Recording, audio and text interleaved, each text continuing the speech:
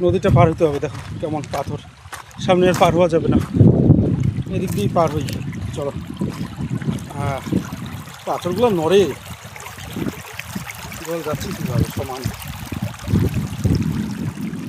আমি তো চলে আসলাম, এই তো মামাও চলে আসলো।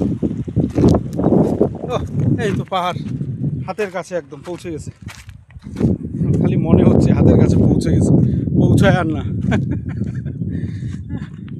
এখনো কত দূরে দেখো না পিছনটা।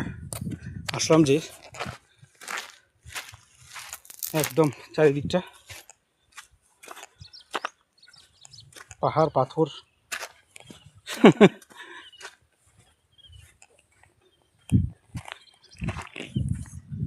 কি শোভা না প্রকৃতির।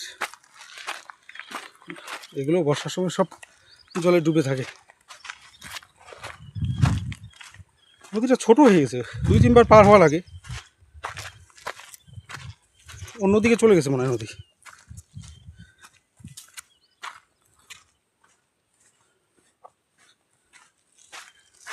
ছোট মহাকালের কাছাকাছি মোটামুটি।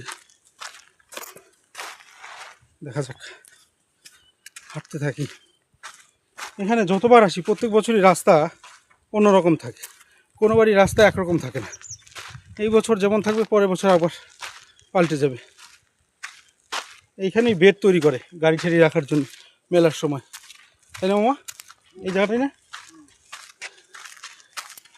এই জায়গাটাই বেড তৈরি করে।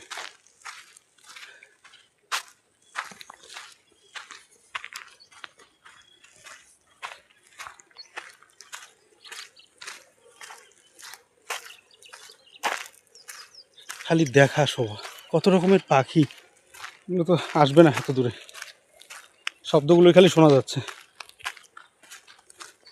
ওহ দেখো পাহাড়ের মাঝখানে লাল লাল ফুল,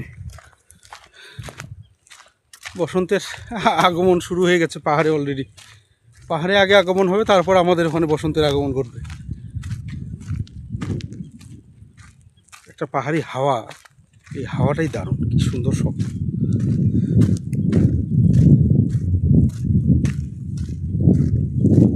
ও আরও সাফারি আসতেছে, তার মানে অনেক লোক আছে, একটার পর একটা সাফারি বের হচ্ছে এখন শুধু।